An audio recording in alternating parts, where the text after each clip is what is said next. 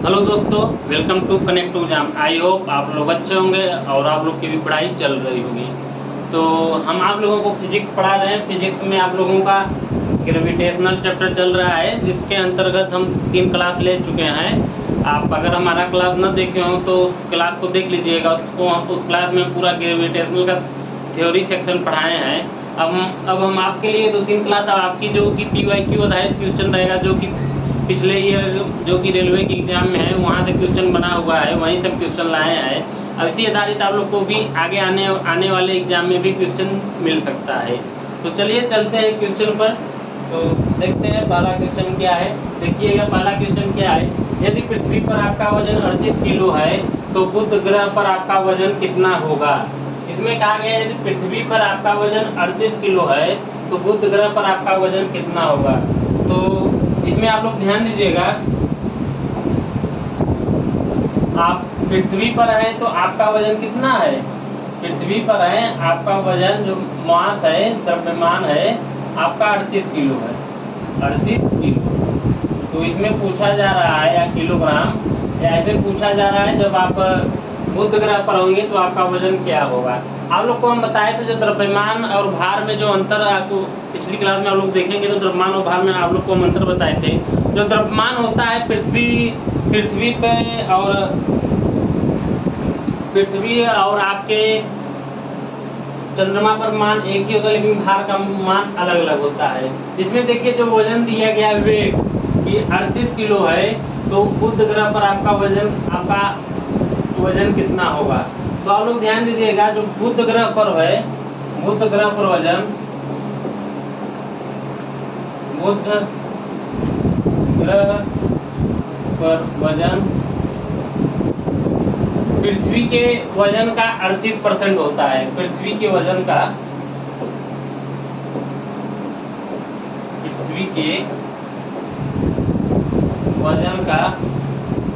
38% होता है। 38% होता है। तो पृथ्वी पे वजन दिया गया है, कितना दिया गया है 38 किलोग्राम। पृथ्वी पर कितना दिया गया है 38 किलोग्राम, और कितना दिया गया है इसमें 38% होता है। मतलब कि अगर आपका वजन पृथ्वी पर अगर 38 किलोग्राम है, 38 किलो है, तो आपका बुध ग्रह पर कितना होगा। तो आपके बुध ग्रह पर पृथ्वी के वजन का 38% होता है। तो ये आप लोग याद कर लीजिएगा। आपके एग्जाम में अगर ऐसा क्वेश्चन आता है तो आपको ये याद रहेगा, तो आप आसानी से क्वेश्चन बना पाएंगे।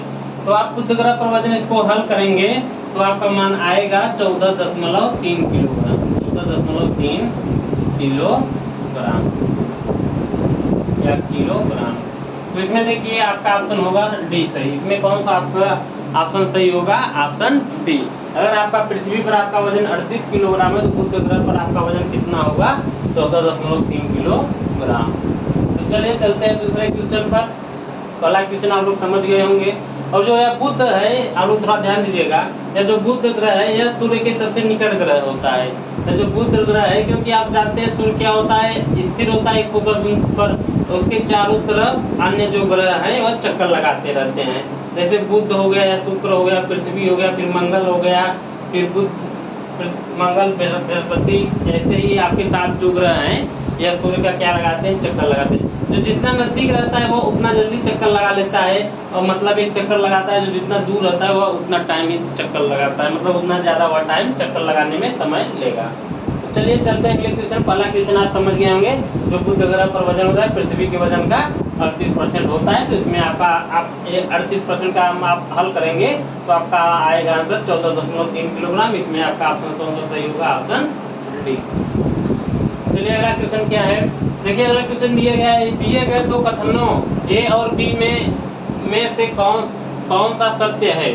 गुरुत्वाकर्षण बल क्या है। देखिए इसमें तो पहले कथन दे दिया गया है ए और बी, दो कथन से आपको इसमें ऑप्शन में देखना है, मतलब केवल बी सत्य है जबकि ए असत्य है, केवल ए और बी दोनों असत्य है, केवल ए सत्य है जबकि बी असत्य है, ए और बी दोनों सत्य है। तो इसमें आप लोग ध्यान दीजिएगा, इसमें आप लोग को हम बताए थे गुरुत्वाकर्षण बल यह बराबर क्या होता है, G m1 n2 m2 अपान r स्क्वायर।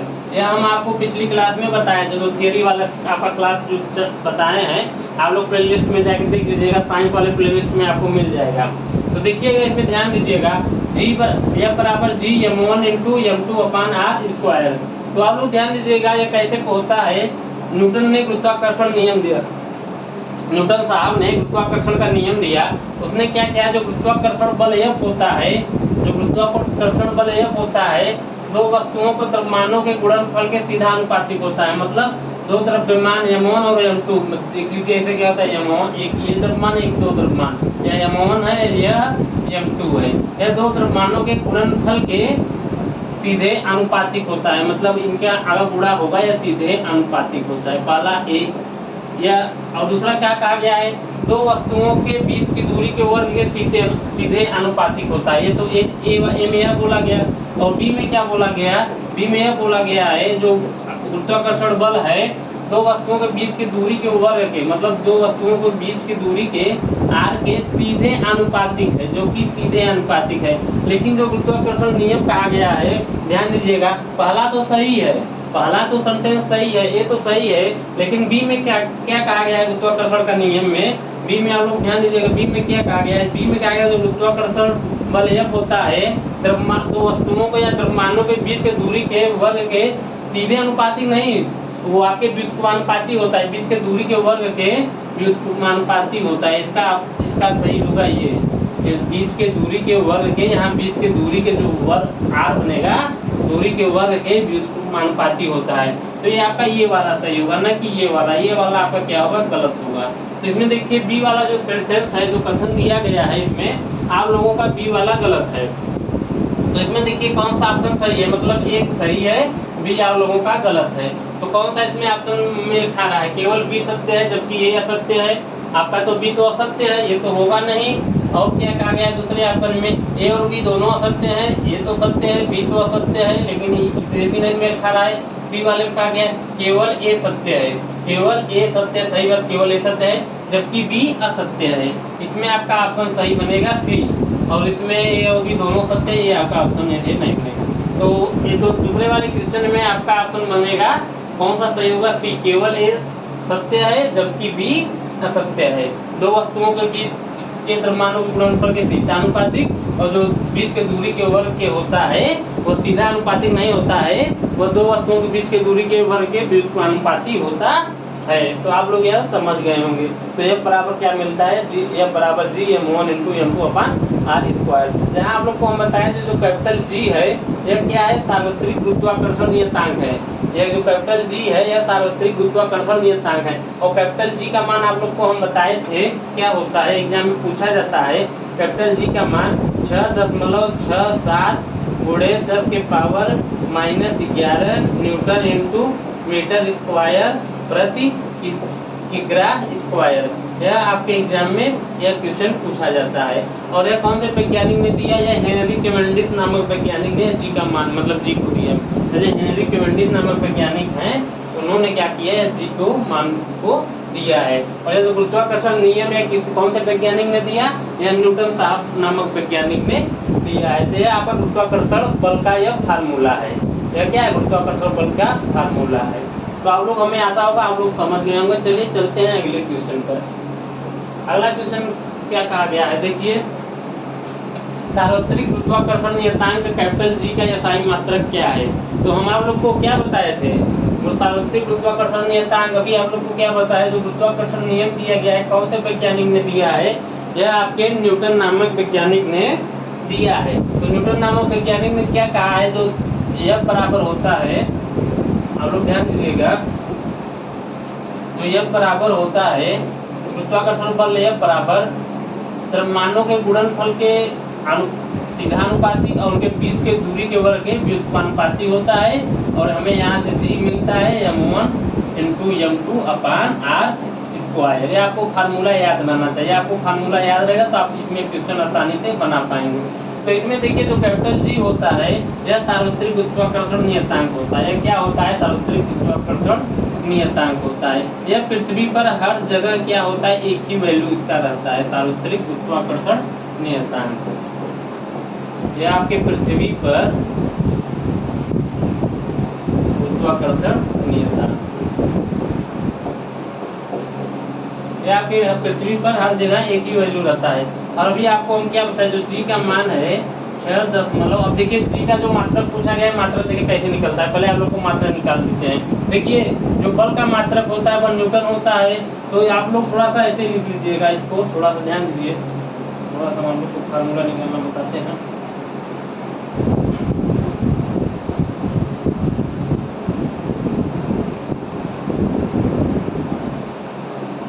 थोड़ा ध्यान दीजिएगा। चलिए आइए।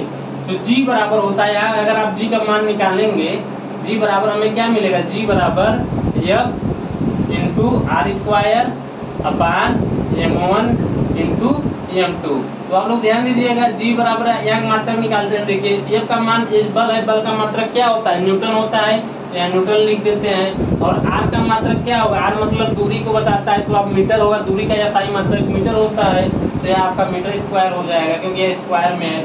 और यह नीचे अपान क्या है, जो हर है आपका द्रव्यमान है, दो द्रव्यमान है m1 और m2। तो यहाँ क्या होगा, किग्रा का स्क्वायर हो जाएगा, किग्रा का स्क्वायर हो जाएगा।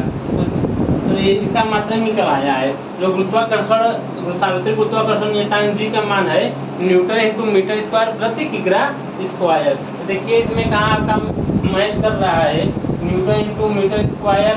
इसको आप ऐसे भी लिख सकते हैं, जी को आप ऐसे भी लिख सकते हैं, जी बराबर न्यूटन इंटू मीटर स्क्वायर और किग्रा का पावर -2, ऐसे भी आप लोग ऐसे भी लिख सकते हैं। ये दोनों सही है, ये दोनों सही है। लिखने का तरीका अलग अलग है। जब आप हर से आप ऊपर अंश में ले जाएंगे, जो पावर रहता है उस पर आप माइनस लगा देंगे, तो यह हर ही समझा जाता है। तो देखिए इसमें क्या है, देखिए इसमें कौन से इसमें मैच खा रहा है, जो डी वाले आसन देखिए newton to kg metre match नहीं खा रहा है। और इसमें देखिए न्यूटन टू मीटर, इसमें भी नहीं खा रहा है। इसमें देखिए न्यूटन टू मीटर स्क्वायर प्रति किग्रा, जो किग्रा के पावर -2 है, देखिए इसमें यह देखो देखिए मैच खा रहा है। तो इसमें आपका ऑप्शन सही होगा, ऑप्शन बी। इसमें आपका ऑप्शन ये भी गलत होगा। तो सार्वत्रिक गुरुत्वाकर्षण कैपिटल जी का यह साइन मात्रक क्या होगा, न्यूटन टू मीटर स्क्वायर और आपका ये किग्रा के पावर -2। ऐसे ही आपके एग्जाम में क्वेश्चन बनेगा कि कैपिटल जी का मान क्या है। और जो कैपिटल जी है कौन से वैज्ञानिक ने दिया, कैपिटल जी हेनरी कैवेंडिश नामक वैज्ञानिक ने दिया। यह भी पूछा जाता है एग्जाम में, हेनरी कैवेंडिश नामक वैज्ञानिक ने दिया। कैवेंडिश नामक वैज्ञानिक, हेनरी कैवेंडिश नामक वैज्ञानिक द्वारा यह कैपिटल जी को दिया गया है। तो चलिए चलते हैं अगले क्वेश्चन पर। अगला क्वेश्चन देखते हैं क्या है। देखिए अगला क्वेश्चन क्या है, निम्न में से कौन सा प्लेनेटरी बॉडीज के लिए केपलर के नियमों में से एक सही है। तो देखिए इसमें किसकी बात हो रही है, केपलर की। किसकी बात हो रही है, केपलर की बात हो रही है। केपलर साहब कौन थे, आप लोग को हम बताए हैं पिछली क्लास में, आप लोग पिछली क्लास देख लीजिएगा। जो केपलर साहब हैं, जो केपलर साहब है, जो आपकी ग्रहों के गति के नियम को दिए हैं। जो ग्रहों के गति के नियम है ये आपके केपलर साहब ने दिए हैं। थोड़ा सा पानी पी लेते हैं।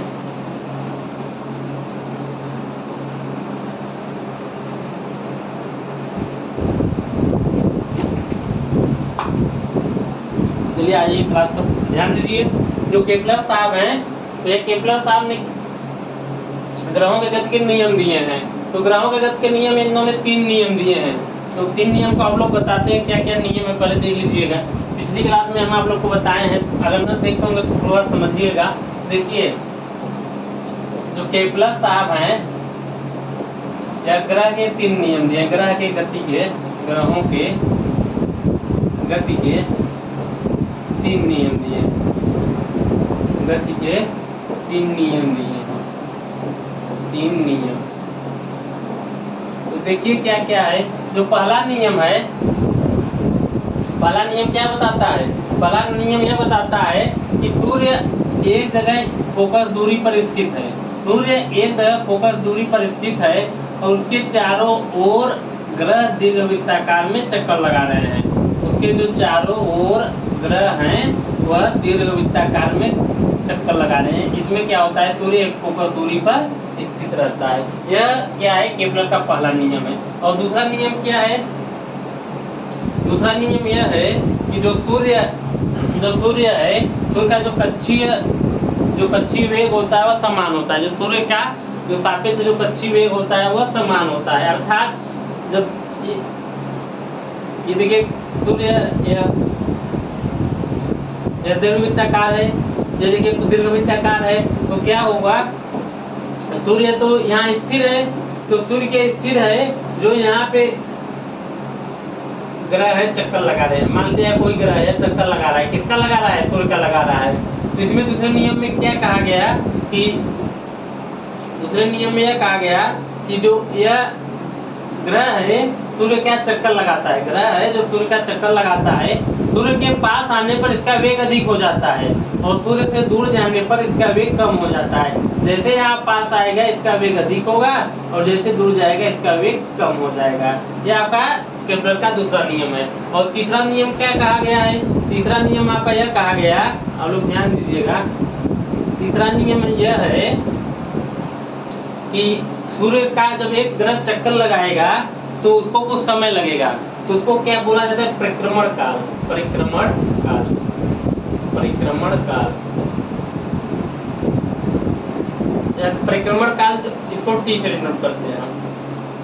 यह परिक्रमण काल जो होता है, परिक्रमण काल का वर्ग, परिक्रमण काल का वर्ग औसत दूरी के r के घन के अनुक्रमानुपाती होता है। औसत दूरी r के घन के अनुक्रमानुपाती होता है। यह केपलर साहब का तीसरा नियम है। तो यह केपलर साहब का 3 नियम दिया गया है। तो आप लोग अगर न देखे हो, पिछली क्लास में आप लोग को हम अच्छे से समझाए हैं, वो देख लीजिएगा। तो चलिए आते हैं क्वेश्चन पे। क्वेश्चन क्या है, प्लेनेटरी बॉडीज के लिए केपलर के नियमों में से उसी से आधारित क्वेश्चन देखिए। ए में क्या कहा गया है, एक ग्रह का ग्रह पर 2 केंद्र बिंदुओं में से एक पर सूर्य के साथ एक अंडाकार होता है और दूसरा क्या है, एक ग्रह और सूर्य को जोड़ने वाली एक रेखाखंड समय के बराबर अंतराल के दौरान बाहर बराबर क्षेत्रफल बनाती है। यह की कच्ची अवधि का वर्ग अपने ग्रह पथ के अर्ध प्रमुख दूरी के घन के आनुपातिक होती है। कच्ची अवधि ग्रह के द्रव्यमान पर निर्भर होती है। तो इसमें देखिए, इसमें आपका ऑप्शन सही होगा, ऑप्शन डी, कच्ची अवधि ग्रह के द्रव्यमान पर निर्भर होती है। तो इसमें देखिए ये जो तीनों है, ये तीनों ऑप्शन मैच नहीं, जो ग्रह से संबंधित नियम है वह तीनों इस ऑप्शन से मैच। दीर्घवृत्ताकार होता है, अंडाकार नहीं होता, ये गलत होता है, आप लोग को हम बताएं पहले नियम में। और दूसरा नियम क्या है, जोड़ने वाली रेखा एक खंड समान समय में समान दूरी तय करती है, इसके दौरान बाहर क्षेत्रफल बनाती है, ये भी आपका सही नहीं है। और यह एक कच्ची अवधि का वर्ग, कच्ची अवधि का वर्ग अपनी ग्रह पथ की अर्ध प्रमुख दूरी के घन के अनुपातिक होती है, यह भी अनुपातिक नहीं होती है, वह समानुपातिक होती है, ये भी आपका ऑप्शन नहीं सही है। तो इसमें आपका ऑप्शन सही होगा डी, कच्ची अवधि ग्रह के द्रव्यमान पर निर्भर होती है। तो कच्ची अवधि होती है, यह ग्रह के द्रव्यमान पर निर्भर होती है। तो यह आपका था चौथा क्वेश्चन। चलिए अगले क्वेश्चन पर। अगला क्वेश्चन देखिए क्या है, ग्रह के गति के नियमों की खोज किसने की, गैलीलियो ने की, आइंस्टीन ने की, न्यूटन ने की, केपलर ने की। अभी हम आपको क्या, ग्रह के जो गति के 3 नियम है वह कौन से वैज्ञानिक ने दिए हैं, वह केपलर द्वारा दिया गया। इसमें आपका ऑप्शन कौन सा सही होगा, ऑप्शन डी, ग्रह के गति के नियम कौन से वैज्ञानिक ने दिए हैं, केपलर द्वारा दिया गया है। चलिए अगले ऑप्शन पर अगला क्वेश्चन देखते हैं। गुरुत्वाकर्षण का नियम किसके द्वारा प्रतिपादित किया गया, गैलीलियो गैलीली द्वारा, आइजैक न्यूटन द्वारा, अल्बर्ट आइंस्टीन द्वारा, चार्ल्स डार्विन द्वारा। जो गुरुत्वाकर्षण का नियम है ये आपके आइजैक न्यूटन के द्वारा प्रतिपादित किया गया। इसका ऑप्शन सही होगा ऑप्शन बी। अगर आपके एग्जाम में क्वेश्चन आता है कि गुरुत्वाकर्षण नियम कौन से वैज्ञानिक द्वारा प्रतिपादित किया गया, तो आप क्या बोलेंगे, सर आइजैक न्यूटन द्वारा गुरुत्वाकर्षण का नियम को प्रतिपादित किया गया है। अगला क्वेश्चन क्या है, विकल्पों में उल्लिखित तथ्य में से कौन सा गुरुत्वाकर्षण के सार्वभौमिक नियम द्वारा समझाया नहीं गया है। देखिए इसमें जब सार्वभौमिक की बात आती है तो वहाँ कैपिटल जी के बारे में पूछा जा रहा है, और जो केवल गुरुत्वाकर्षण की बात आ जाए वहाँ स्मॉल जी के बारे में पूछा जाए। इस क्वेश्चन में आपके कैपिटल जी के बारे में पूछा जा रहा है, तो स्मॉल जी को रहने देते हैं। कैपिटल जी वाला समझिएगा। इसमें क्या कहा जा रहा है, गुरुत्वाकर्षण के सार्वभौमिक नियम द्वारा समझाया नहीं गया है, मतलब सार्वभौमिक कुछ कैपिटल जी द्वारा नियम दिया गया है, उनसे इस ऑप्शन में रिलेट करना है कि क्या कहा गया है कैपिटल जी के बारे में। वह बल जो हमें धरती से बांधे रखता है ग्रहों के चारों चारों और सूर्य की गति, ग्रहों के चारों ओर सूर्य की गति, पृथ्वी के चारों ओर सूर्य की गति, चंद्रमा और सूर्य के कारण ज्वार भाटा। तो देखिए इसमें जो सार्वभौमिक गुरुत्वाकर्षण बल होता है वह बल जो हमें धरती से बांधे रखता है, जो कैपिटल जी के कारण ही जो यह जो सार्वभौमिक गुरुत्वाकर्षण बल है हमें धरती से बांधे रखता है। ये आपका मतलब कि इस क्वेश्चन के हिसाब से नहीं, जो सार्वभौमिक गुरुत्वाकर्षण के बारे में यह सही बताता है। और ग्रहों के चारों ओर सूर्य की गति और पृथ्वी के चारों ओर सूर्य की गति। देखिए क्या होता है, जो ग्रह होता है ग्रह के चारों ओर सूर्य की गति की, सूर्य के चारों ओर ग्रह की गति होता है। इसमें आपका ऑप्शन बी मतलब सही होगा, नहीं समझाया गया है, तो इसमें आपका ऑप्शन बी बनेगा। और इसमें देखिए और यह सब क्या यह सही है, और जो बी वाला है मतलब इस क्वेश्चन के हिसाब से इसमें गलत बात बताया जा रहा है। जो क्वेश्चन के हिसाब से इसमें क्या है, इसमें गलत बात बताया जा रहा है। ग्रहों के चारों ओर सूर्य की गति गलत है, इसमें आपका ए वाला सही है इस क्वेश्चन के हिसाब से। मतलब सार्वभौमिक जो गुरुत्वाकर्षण बल है वह बल जो हमें धरती से बांधे रखता है, सही बात। और पृथ्वी के चारों ओर सूर्य की गति होती है, पृथ्वी के अगर चारों ओर क्या होती है, सूर्य की भी गति होती है। चंद्रमा और सूर्य के कारण ज्वार भाटा ही आता है, यह कैपिटल जी के कारण होता है। यह सब क्या होता है, कैपिटल जी के कारण होता है। यह ग्रहों के चारों ओर सूर्य की गति, यह आपका बी वाला ऑप्शन गलत है, क्योंकि इसमें नहीं कहा गया है। तो थोड़ा सा यहाँ नहीं वाला देखिएगा, जो नहीं आ जाए तो जो नहीं है वो तो आप लोग थोड़ा उसमें ध्यान देने की जरूरत है। तो इसका ऑप्शन कौन सा सही होगा, ऑप्शन बी। अगला निम्न में से एक कमजोर बल है, मतलब कमजोर बल कौन सा है, गति बल, गुरुत्वाकर्षण बल, द्रव्यमान, लघु बल। जो गुरुत्वाकर्षण बल होता है सबसे कमजोर बल होता है। इस पृथ्वी ब्रह्मांड में जो सबसे अगर पूछा जाए कमजोर बल कौन सा होगा तो आप लोग क्या बोलोगे, ग्रेविटेशनल फोर्स जो होता है, गुरुत्वाकर्षण बल होता है सबसे कमजोर बल होता है। गुरुत्वाकर्षण नियतांक कैपिटल जी का मान क्या होता है। देखिए इसमें देखिए कैपिटल जी का मान पूछा जा रहा है। देखिए इसमें तो कैपिटल जी का मान आप बताइए कौन सा होगा, इसमें आपका कौन सा होगा। देखिए 6-10 मात्रक से मिला लेते हैं।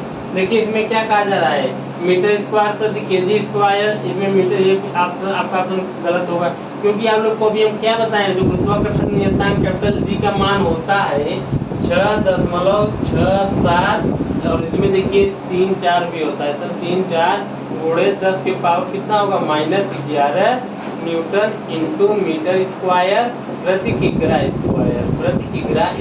तो देखिए इसमें आपका कौन सा ऑप्शन इसमें मिलता जुलता है। तो इसमें देखिए आपका ये भी गलत होगा, ये भी गलत होगा, इसमें जो ऑप्शन सी सही होगा, आपका जो ऑप्शन सी है इसमें सही है। जो गुरुत्वाकर्षण नियतांक कैपिटल जी का मान है 6.6734 गुणे 10 के power -11 newton into metre square प्रति किग्रा स्क्वायर। नहीं, ये भी आपका ऑप्शन गलत है। ये आपका ऑप्शन जो कि यहाँ जो मात्रक है, ये देखिए मात्रक में माइनस दिया गया है, ये भी आपका ऑप्शन गलत है, ऑप्शन ये भी गलत है। इसमें देखिए ऑप्शन आपका डी सही होगा, लेकिन डी कब सही होगा, यहाँ से थोड़ा सा मिसप्रिंट हो गया है।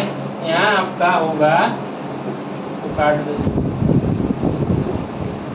ये आपका यहाँ ऑप्शन होगा ये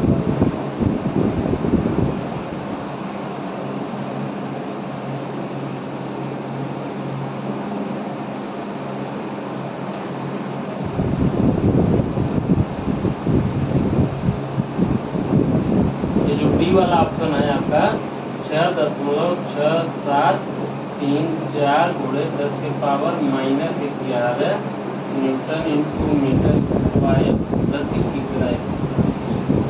यहाँ देखिए माइनस, यहाँ देखिए माइनस नहीं है, तो इसमें आपका कौन सा ऑप्शन सही बनेगा, ऑप्शन डी। इसमें आपका ऑप्शन जो ऑप्शन डी है इसमें सही होगा, न कि ये सही होगा, न कि बी, न सी, इसमें डी आपका ऑप्शन सही होगा। 6.6734 गुणे 10 के power -11 newton into metre square प्रति किग्रा स्क्वायर कैपिटल जी का मान होता है। कौन से वैज्ञानिक ने कैपिटल जी का मान दिया है, हेनरी कैवेंडिश नामक वैज्ञानिक ने दिया है। तो चलिए, और आपको अभी गुरुत्वाकर्षण का जो फार्मूला क्या होता है, F बराबर G(m1 × m2/r स्क्वायर) है, आपको हम बता चुके। चलिए अगले क्वेश्चन पर देखिए। अगला क्वेश्चन क्या है, ब्रह्मांड में किन्हीं दो निकायों के बीच गुरुत्वाकर्षण बल पर निर्भर नहीं करता है। जो ब्रह्मांड होता है, या पूरे ब्रह्मांड में गुरुत्वाकर्षण नियम काम करता है। पूरे ब्रह्मांड में क्या होता है, गुरुत्वाकर्षण नियम काम करता है। तो इसमें दो निकायों के भी गुरुत्वाकर्षण बल पर निर्भर नहीं करता, उसमें कहा गया है। तो कौन सा गुरुत्वाकर्षण जो बल होता है, आप लोग को फार्मूला क्या बताए हैं, F बराबर G m1 × m2 अपान r स्क्वायर। जो गुरुत्वाकर्षण बल होता है यह आपके किस पर निर्भर करता है, यह द्रव्यमान और दूरी पर निर्भर करता है। जो गुरुत्वाकर्षण, देखिए ब्रह्मांड में कितनी दो निकाय, एक निकाय यह, एक निकाय यह है। इसका कुछ द्रव्यमान होगा m1, इसका कुछ द्रव्यमान होगा m2। तो इससे जो बीच की दूरी होगी अपान क्या होगी, r होगी। यह द्रव्यमान और त्रिज्या पर निर्भर करता है। क्या निर्भर करता है, गुरुत्वाकर्षण बल। तो वही देखिए ऑप्शन में क्या गया है, उनके बीच की दूरी पर भाई तो निर्भर ही करता है। उनके द्रव्यमानों के गुणनफल के उनके द्रव्यमानों के गुणनफल पर भी निर्भर करता है। और गुरुत्वीय स्थिरांक जी के देखिए आपका क्या है, गुरुत्वीय स्थिरांक है, या क्या है आपका गुरुत्वीय स्थिरांक है आपका कैपिटल जी। क्या है, गुरुत्वीय स्थिरांक या नियतांक भी इसको बोला जाता है। इस पर भी निर्भर करता है।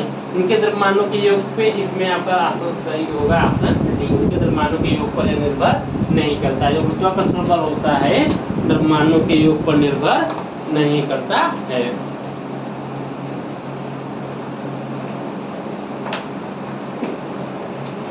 आप लोग समझ गए उनको, ब्रह्मांड के दो निकायों के बीच गुरुत्वाकर्षण बल किस पर निर्भर करता है, द्रव्यमानों के गुणनफल निर्भर करता है, उनके बीच की दूरी पर r पर निर्भर करता है, और जो कैपिटल G है गुरुत्वीय स्थिरांक पर निर्भर करता है, और द्रव्यमानों के योग पर निर्भर नहीं करता है। इसका ऑप्शन कौन सा सही होगा, ऑप्शन डी। अगर हम क्वेश्चन देखिए 11 नंबर आपका 11 नंबर क्वेश्चन है, दो वस्तुओं के बीच की दूरी को यदि दुगुना कर दिया जाए तो इन दोनों बीच बल पर क्या प्रभाव पड़ेगा। देखिए क्या होता है, आप लोग को हम गुरुत्वाकर्षण फार्मूला क्या होता है, F बराबर G capital G m1 × m2 अपान r स्क्वायर। तो देखिए जो इसमें F होता है, अगर आप ऐसे भी लिख सकते हैं प्रोपोर्शनल r स्क्वायर। देखिए इसमें अगर r का मान आप बढ़ाएंगे तो F का मान कम होगा। देखिए इसमें क्या कहा जा रहा है, बीच की दूरी को दुगुना कर दिया जा रहा है। अगर बीच की दूरी को इसको दुगुना करेंगे तो F का मान जो गुरुत्वाकर्षण बल है वह कम होगा। अगर यह r का मान क्या करेंगे, कम करेंगे, तो r का मान कम करेंगे तो F का मान क्या होगा, अधिक होगा। अगर F का मान कम करेंगे तो r का मान क्या होगा, अधिक होगा। तो इसमें किसका मान बढ़ाया जा रहा है, इसमें दूरी का मतलब त्रिज्या का मान को बढ़ाया जा रहा है। तो कौन सा मान कम होगा, इसमें गुरुत्वाकर्षण बल का मान कम होगा। देखिए बढ़ेगा नहीं तो इसका ऑप्शन ये गलत होगा, ये गलत होगा। अब इसमें देखिए ऑप्शन सी सही होगा, ऑप्शन या डी सही होगा। अब आप लोग ध्यान दीजिएगा, जब दो गुना क्या किया जा रहा है, दो गुना मतलब दो गुना इसको जो r है या दो गुना, पहले r था या 2r किया जा रहा है।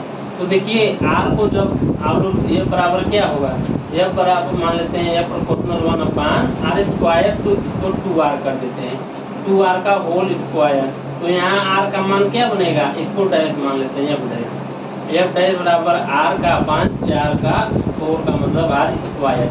अब देखिए इसको 1 मान लेते हैं, इसको 2 मान लेते हैं। तो देखिए अगर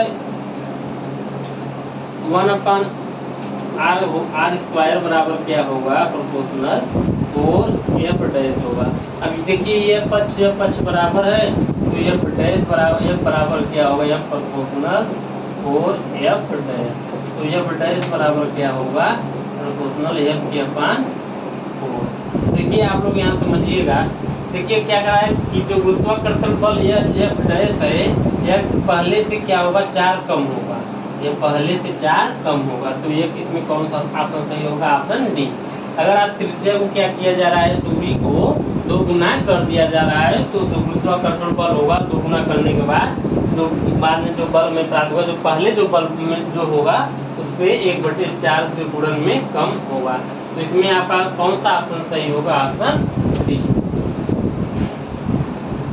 चलिएगा क्वेश्चन देखिएगा, ब्रह्मांड में प्रत्येक वस्तु एक अन्य वस्तु को एक बल के साथ आकर्षित करती है जो कि वर्ग के विपरीत के अनुपाती है। देखिए ब्रह्मांड में दो वस्तु एक अन्य वस्तु बल के साथ आकर्षित करती है, सही बात। ब्रह्मांड में कोई भी दो वस्तु है एक बल के साथ आकर्षित करती है, जिसको क्या बोला जाता है, गुरुत्वाकर्षण बल बोला जाता है। जो उनके वर्ग के विपरीत अनुपातिक होता है। विपरीत अनुपातिक क्या होता है? यह प्रोपोर्शनल क्या होता है? 1/, बीच के मध्य दूरी के विपरीत अनुपातिक होता है।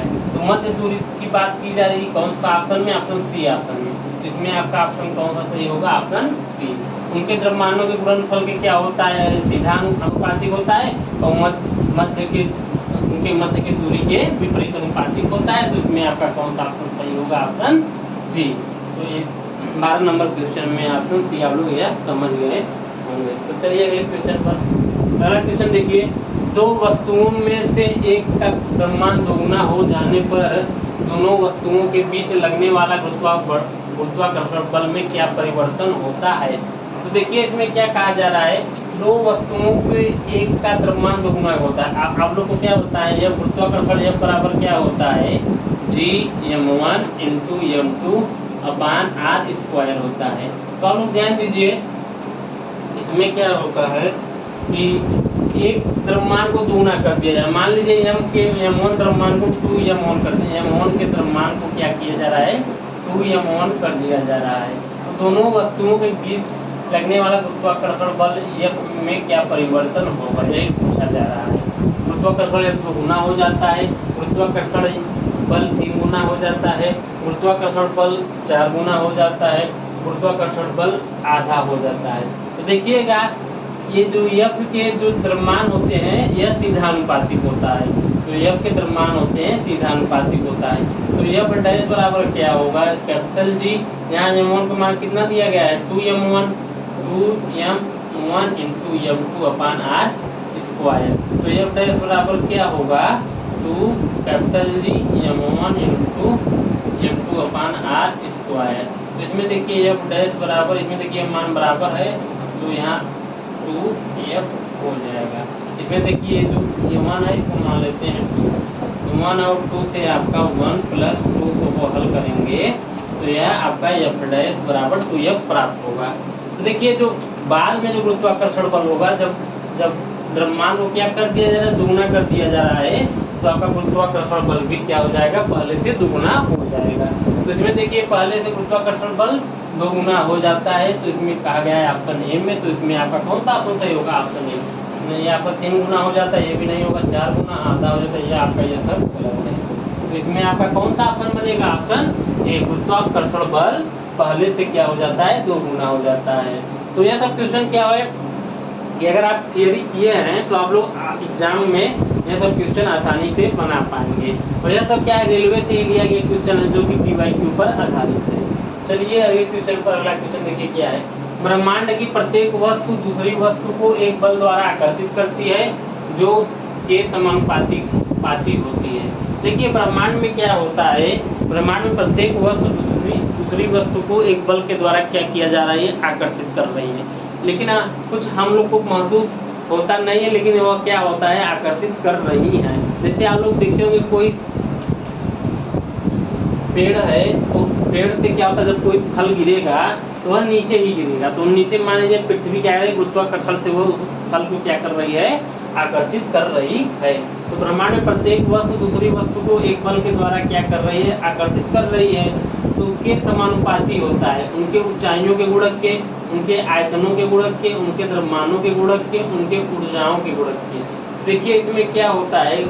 जो बल होता है, आप लोग को बताए थे कि इसमें जो बल होता है, एक बल होता है F बराबर उनके द्रव्यमानों के गुणक के समानुपाती होता है। उनके द्रव्यमानों के गुणन के जो गुरुत्वाकर्षण बल होता है, उनके द्रव्यमानों के गुणनफल के यहाँ क्या भरा जाएगा? उनके द्रव्यमानों के गुणनफल के समानुपाती होती है।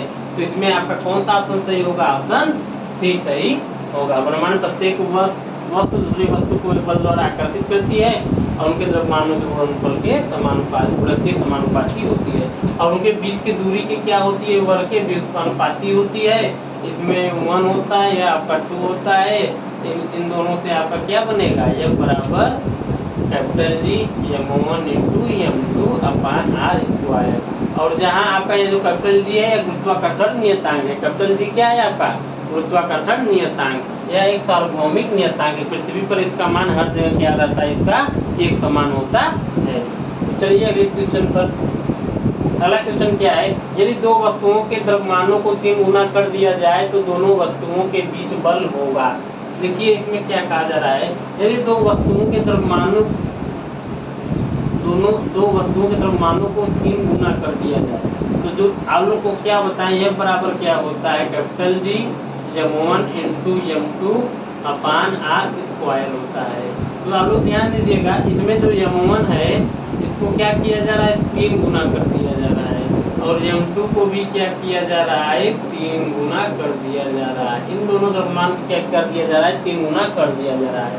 तो f डैश बराबर क्या होगा, तो यह गुरुत्वाकर्षण द्रव्यमान दोनों वस्तुओं पे जो बल है, बल पे क्या प्रभाव पड़ेगा अगर यह द्रव्यमानों को क्या कर दिया जा रहा है, 3 गुना कर दिया जा रहा है। देखिए इसमें m1 का मान कितना है, 3m1, और m2 का मान कितना है, 3m2। ये दोनों क्या होते हैं, गुणनफल होते हैं अपान r स्क्वायर होते हैं। तो इसको आप f डैश हल करेंगे तो हमें क्या मिलेगा, 3 Trika 9 capital G m1 into m2 अपान r स्क्वायर। ये देखिए समीकरण यह आपका 1 है, यह आपका 2 है। इन दोनों को जब आप हल करेंगे समीकरण 1 और 2 से, समीकरण 1 और 2 से, समीकरण 1 और 2 से, समीकरण 1 और 2 से क्या होगा, f बराबर f डैश बराबर यहाँ 9 होगा। यह देखिए यह वाला वैल्यू यह वाले वैल्यू के क्या है, बराबर है, तो 9f जो f डैश होगा 9f होगा। तो जो f डैश होगा 9f होगा, इसका मतलब क्या है, जो गुरुत्वाकर्षण बल हमें प्राप्त होगा तो पहले से गुरुत्वाकर्षण बल है उसका कितना गुना होगा, 9 गुना होगा। तो इसमें देखिए आपका ऑप्शन कौन सा सही है, जो गुरुत्वाकर्षण बल है पहले से कितना गुना होगा, 9 गुना होगा। आपका ऑप्शन कौन सा सही होगा, ऑप्शन सी सही होगा। यदि दो वस्तुओं के द्रव्यमानों को अगर इसी प्रकार का द्रव्यमान आप चाहे जितना बढ़ाएंगे तो f का मान क्या होगा, बढ़ जाएगा। अगर अंश का मान बढ़ेगा तो इधर का भी वैल्यू का मान बढ़ेगा, और अगर हर का मान कम होगा तो यह जो इधर का मान है f का मान कम अधिक होगा, और जब r का मान अधिक होगा तो f का मान क्या होगा, दूरी का मान, जब दूरी ज़्यादा हो जाएगी तो जो बल होगा वह कमज़ोर हो जाएगा। तो जब दूरी कम होगी, जितना दूरी मतलब जितना कम दूरी होगा उतना अधिक बल क्या होगा, प्रभाव अपना दिखाएगा। तो इसमें कौन सा ऑप्शन सही होगा, ऑप्शन सी सही होगा। चलिए चलते हैं अगले क्वेश्चन पर। अगला क्वेश्चन देखिए, निम्न में से कौन सा कथन असत्य है। देखिए इस कथन में 4 कथन दिए गए हैं A B C D, इन चारों में से कोई एक कथन असत्य है। तो इस असत्य को कथन को छांटना है।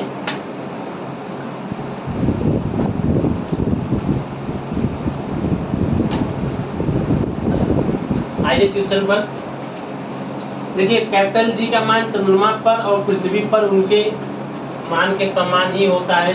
जो कैपिटल G होता है, आप लोग ध्यान दीजिएगा, जो कैपिटल G होता है यह सार्वभौमिक गुरुत्वाकर्षण नियतांक होता है।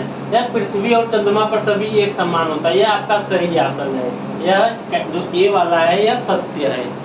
आप दूसरा देखिए, 1 मीटर की दूरी पर रखे 2 kg वाले 2 द्रव्यमानों की, मतलब दूरी की बात हो रही है, दूरी कितना है, 1 मीटर है, और 2 kg के m1 और m2 बराबर कितना दिया गया है, m1 और m2 बराबर 2 kg दिया गया है। और आप लोग जानते हैं कैपिटल G का मान कितना होता है, 6.67 गुणे 10 के पावर -11 होता है। तो यह बराबर क्या होता है, G m1 इंटू m2 अपान r स्क्वायर। इसमें इसका मान रख दिया जाए, यह बराबर, इसमें जब आप लोग मान रखें कैपिटल G का मान 6.67 गुणे 10 के पावर -11, m1 का मान कितना दिया गया है, 2, और m2 का मान कितना दिया गया है, 2, अपान r का मान कितना दिया है, 1 मीटर दिया गया है, तो 1 का स्क्वायर करेंगे। इस मान को जब आप लोग हल करेंगे, या 2 गुणे 4 हो जाएगा, तो आप लोग इसको जब हल करेंगे 10 के पावर -11, 4 4 से 28, 8 हासिल लगा 2, 4 छंग 24, 26, फिर 6 2 आगे, 4 छंग 24, 2 26, 26.68 गुणे 10 के पावर -11 न्यूटन। यह किसका मान है, F का मान है, गुरुत्वाकर्षण बल का मान है। अगर 1 मीटर की दूरी पर रखे 2 kg वाले 2 द्रव्यमानों के अंतरों के मध्य जो गुरुत्वाकर्षण बल है आपका 26.68 गुणे 10 के पावर -11 न्यूटन होगा। तो तो यह आपका देखिए मैच खा रहा है, तो यह आपका ऑप्शन यह भी बी वाला सही है। ए भी सही है, बी भी सही है। इसमें देखिए किसकी बात पूछ रहा है, असत्य की बात पूछ रहा है।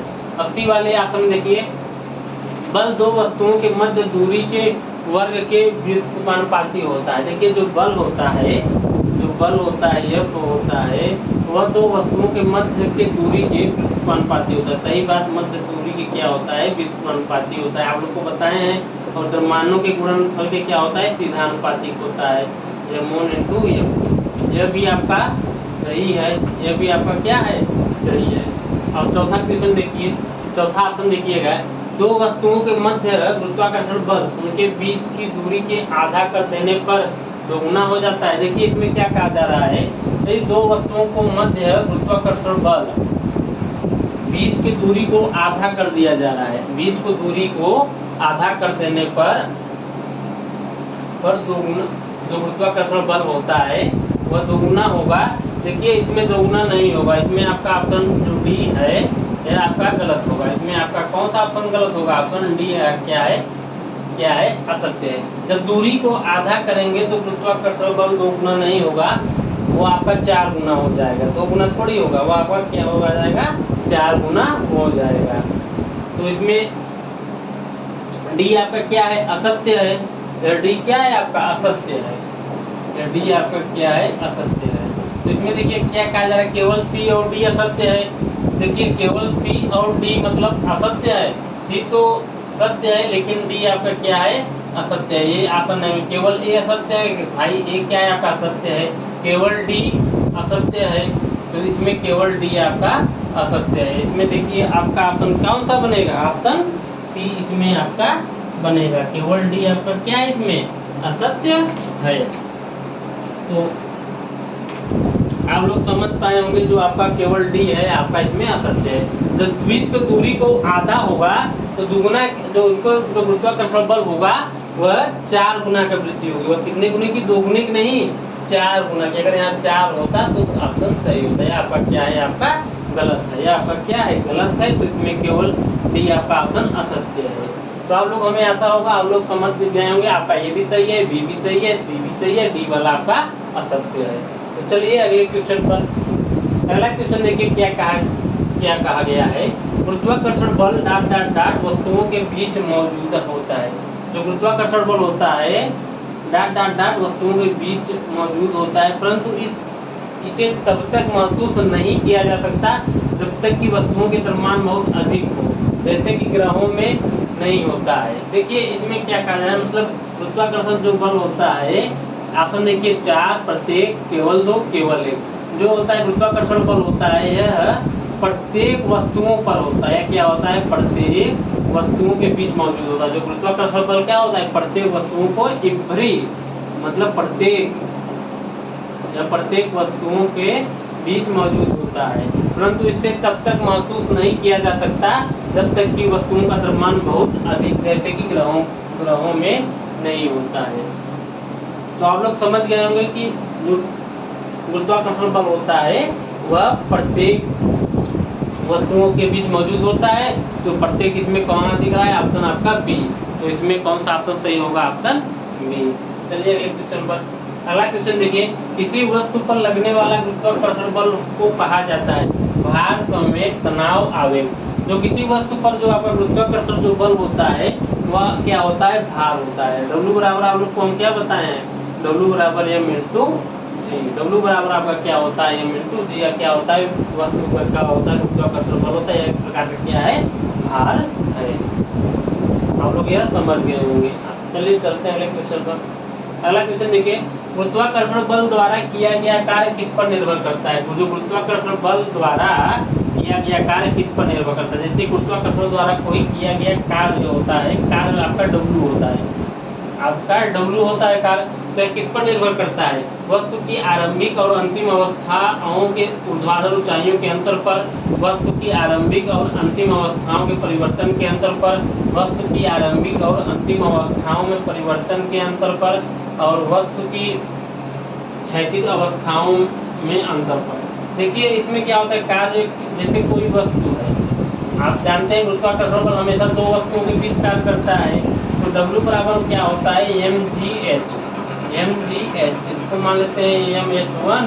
और आरंभिक और अंतिम अवस्थाओं में कोई वस्तु है, अगर कोई वस्तु है यहाँ हाइट है और कोई वस्तु का यहाँ हाइट है और कोई वस्तु का यहाँ हाइट है, तो यहाँ मान लेते हैं h1 और यहाँ मान लेते हैं h2, यहाँ मान लेते हैं h1, यहाँ मान लेते हैं h2। तो इसका ऊंचाइयों के जो अंतर होगा mg बराबर पुस्तक में h1 माइनस h2। ये आपका क्या होगा गुरुत्वाकर्षण द्वारा किया गया कार्य। तो गुरुत्वाकर्षण किया गया कार्य किस पर निर्भर करता है? आरंभिक और अंतिम अवस्थाओं के ऊर्ध्वाधर ऊंचाइयों के अंतर पर निर्भर करता है। आरंभिक और अंतिम अवस्थाओं के ऊर्ध्वाधर ऊंचाइयों पर आपका अंतर पर निर्भर करता है। तो इसमें आपका कौन सा ऑप्शन सही होगा? Option A. तो आप लोग हमें ऐसा होगा, आप लोग ये भी क्वेश्चन समझ गए होंगे। अगर आप लोग हमारे इस क्लास को अगर देख रहे होंगे, अगर आप नए लोग होंगे तो हमारे चैनल को प्लीज़ सब्सक्राइब करिए, और अगर आप लोग पुराने होंगे तो हमारे चैनल को लाइक एंड शेयर जरूर करिए। तो चलिए आगे देखते हैं क्वेश्चन। अगला क्वेश्चन देखिए क्या है, सार्वत्रिक गुरुत्वाकर्षण नियतांक कैपिटल जी की खोज किसने की? तो आप लोग को हम क्या बता, जो कैपिटल जी होता है कौन से वैज्ञानिक ने खोज की? हेनरी कैवेंडिश नामक वैज्ञानिक। जो न्यूटन साहब है गुरुत्वाकर्षण का नियम की खोज की है। जो गुरुत्वाकर्षण बल है या कौन से वैज्ञानिक ने खोज की? न्यूटन साहब ने खोज की। अगर पूछा जाए सार्वत्रिक गुरुत्वाकर्षण कैपिटल जी खोज किसने की? हेनरी कैवेंडिश नामक वैज्ञानिक ने खोज की। और कैपिटल जी कहाँ से हमें मिलता है? F बराबर क्या होता है? G m1 × m2/r स्क्वायर होता है। और इसको ऐसे भी लिख सकते हैं, G बराबर F × r² m1 × m2। ये आपका कैपिटल जी का फार्मूला है। और इसका मान क्या होता है? कैपिटल जी बराबर 6.67 × 10⁻⁻11 न्यूटन × मीटर स्क्वायर प्रति किग्रा स्क्वायर है। आपका क्या है? कैपिटल जी का मान है। और यह सार्वभौमिक है, सभी जगह एक समान होता है। सभी जगह क्या होता है? कैपिटल जी का मान एक समान होता है। तो कौन से वैज्ञानिक ने खोज की? हेनरी कैवेंडिश नामक वैज्ञानिक ने इसकी खोज की। अगला क्वेश्चन देखिए, गुरुत्वाकर्षण का सार्वभौमिक नियम पर लागू होता है। जो गुरुत्वाकर्षण है यह किस पर लागू होता है? सूर्य और ग्रहों पर, पृथ्वी और सूर्य पर, पृथ्वी और चंद्रमा पर, वस्तुओं के किसी भी युग्म पर। तो देखिए जो गुरुत्वाकर्षण जो कैपिटल जी होता है, यह सूर्य हो चाहे चंद्रमा हो या चाहे बुध हो, या सभी जगह इसका वैल्यू एक होता है। तो वस्तुओं के किसी भी युग्म पर इस पर यह काम करता है। कुछ भी इस पर वस्तु है तो वहाँ जो कैपिटल जी का मान है वह सभी जगह एक समान काम करेगा। तो इसमें कौन सा ऑप्शन सही होगा? Option D. बल्कि जो आपका स्मॉल जी होता है यह भिन्न भिन्न स्थानों पर भिन्न भिन्न जगह इसका वैल्यू होता है। जैसे आप ऊंचाई पे जाएंगे मान घटेगा, नीचे जाएंगे मान घटेगा, किसका? स्मॉल जी का मान। चलिए अगला क्वेश्चन देखते हैं। अगला क्वेश्चन देखिए क्या कहा जा रहा है। चंद्रमा पर जी का मान पृथ्वी पर जी के मान के बराबर है। आप लोग को हम अभी क्वेश्चन में बताए हैं। हाँ सही बात, ये आपका बराबर है। और एक दूसरे से 1 मीटर की दूरी पर रखी दो वस्तुओं के जिनके द्रव्यमान 2 किलोग्राम और 2 किलोग्राम है, तो 20 पर लागू होने वाला गुरुत्वाकर्षण बल 26.68 × 10⁻⁻11 न्यूटन। ये भी आपको अभी हल कराए थे, ये भी आपका मान सही है। न्यूटन का गुरुत्वाकर्षण नियम प्रयोगशाला में ही मान्य है। ये आपका जो सी वाला है ये आपका गलत है। दो वस्तुओं के बीच की दूरी के वर्ग के बिल्कुल अनुपातिक है, यह भी आपका सही है। देखिए जो कैपिटल जी का मान होता है, जो ए में क्या कहा गया है, जो कैपिटल जी का मान होता है यह सभी जगह एक समान रहता है। सभी जगह क्या होता है? सभी जगह एक समान होता है, एक समान होता है जो आपका कैपिटल जी का मान होता है। और जो चाहे वह चंद्रमा हो चाहे पृथ्वी है, आपका सभी जगह एक समान होता है। और देखिए इसमें क्या कहा गया है, जो आप बी वाले में क्या कहा गया है, जो F बराबर होता है G m1 × m2/r²। तो इसमें मान आप लोग रखेंगे, G का मान कितना है? 6.67 × 10⁻⁻11। और द्रव्यमान क्या गया? 2 किलोग्राम और 2 किलोग्राम। तो इसमें 2 × 2 का मान रखेंगे। अपान कितना है? 1 मीटर है, तो यहाँ आप 1 रखेंगे, 1 का स्क्वायर। इसको आप हल करेंगे तो हमें यहाँ कितना प्राप्त होगा 26.68 गुणे 10⁻11 न्यूटन। ये आपका क्या है, गुरुत्वाकर्षण बल है। तो ये यहाँ देखिए आपका वैल्यू सही आ रहा है, तो ये भी आपका सही है। और देखिए दो वस्तुओं के डी आप लोग देखिएगा, जो डी होता है दो वस्तुओं के बीच की दूरी के वर्ग के व्युत्क्रमानुपाती। सही बात है, तो जो मान होता है 1/r के, मतलब दो वस्तुओं के बीच की दूरी के व्युत्क्रमानुपाती, तो ये भी आपका ऑप्शन सही है। तो गुरुत्वाकर्षण का नियम है न्यूटन द्वारा जो नियम प्रयोगशाला में ही मान्य है, ये आपका सही है। बल्कि गुरुत्वाकर्षण जो नियम है यह सभी जगह काम करता है। क्या करता है, सभी जगह ब्रह्मांड में काम करता है। तो देखिए इसमें जो सी है आपका कथन सी है, यह आपका केवल सी आपका इसमें गलत है। जो कथन सी है इसमें आपका गलत है। हमें आता होगा, यह भी आप लोग समझ गए होंगे। चलिए अगले क्वेश्चन पर, अगला क्वेश्चन देखते हैं। अगला क्वेश्चन देखिए क्या है, यदि दो कणों के बीच की दूरी बढ़ जाती है तो इनके बीच गुरुत्वाकर्षण बल पर क्या प्रभाव होता है।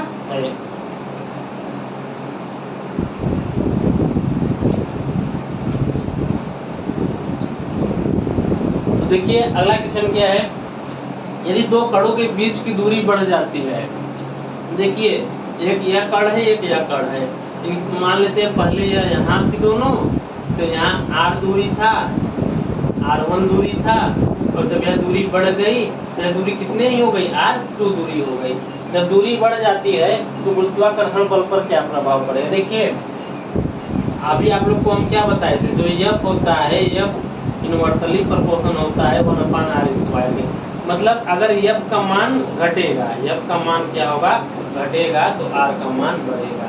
और अगर R का मान क्या होगा, कम होगा, R का मान कम होगा, तो F का मान क्या होगा, बढ़ेगा।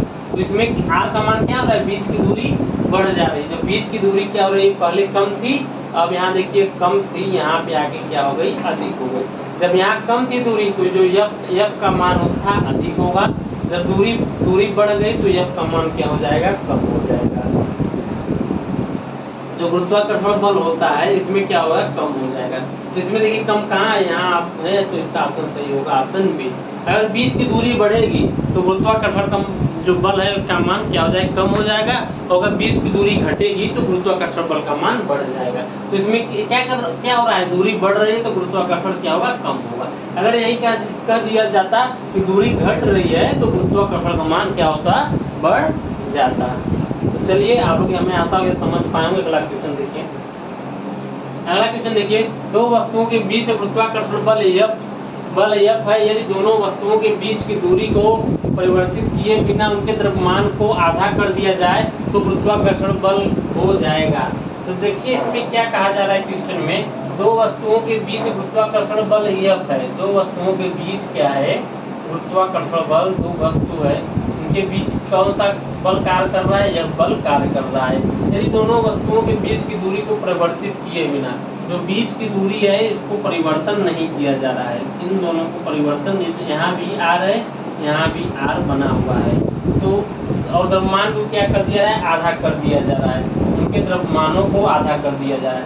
माने यहाँ m1 द्रव्यमान थी, यहाँ m2 द्रव्यमान था। यहाँ होने पर क्या किया जा रहा है, m1 को भी आधा कर दिया जा रहा है, यहाँ m2 को भी क्या कर दिया जा रहा है, आधा कर दिया जा रहा है। यहाँ m1 और m2 क्या किया जा रहा है, आधा कर दिया जा रहा है। तो m1 और m2 को आधा कर दिया गया। मान लेते हैं यहाँ F डैश हो, तो गुरुत्वाकर्षण बल क्या मतलब पर क्या प्रभाव पड़ेगा। तो आप लोग ध्यान दीजिएगा, अभी आप लोग को क्या हम बताएं, F बराबर क्या होता है, capital G m1 into m2/r² होगा। तो इसमें देखिए F डैश बराबर हम मान रखते हैं, कैपिटल G m1 का मान कितना है, m1/2 होगा। तो m1 क्या करते हैं, 2 कर देते हैं, m1/2 और पूरे m2/2 होगा, अपान क्या होगा, r² हो जाएगा। तो F डैश हमें यहाँ क्या प्राप्त होगा, capital G m1 into m2/r², और यहाँ 2 दूनी 4/4 होगा। तो F डैश बराबर, अब देखिए ये वैल्यू और ये वैल्यू देखिए यहाँ दोनों बराबर है। तो यहाँ तो बी मान लेते हैं, यहाँ 1 है समीकरण, यह 2 है समीकरण 1 और 2 से, समीकरण 1 और 2 से इन दोनों से आप हल करेंगे तो F डैश बराबर क्या होगा, 1/4f 1/4f। अगर द्रव्यमान को क्या कर दिया जा रहा है, आधा कर दिया जा रहा है, तो बल भी क्या हो रही है, आधी हो जा रही है। पहले ये कितना बल है, F था, अब कितना ये बल है, अब F मतलब 1/4 है, पहले से 1/4 है। तो इसमें देखिए ऑप्शन कौन सा सही है, ऑप्शन डी। तो अगर आप द्रव्यमान को आधा करेंगे तो बल भी आपका क्या हो जाएगा, आधा हो जाएगा। और अगर आप द्रव्यमान को 2 गुना करेंगे तो बल भी आपका क्या हो जाएगा, 2 गुना 4 गुना हो जाएगा। तो आप लोग यह समझ गए होंगे कि अगर समीकरण, अगर आपको ये वैल्यू F का मान, गुरुत्वाकर्षण मान याद है, तो आप यह क्वेश्चन को आसानी से बना पाएंगे। तो चलिए चलते हैं अगले क्वेश्चन पर। हमें आता होगा या भी आप लोग समझ गए।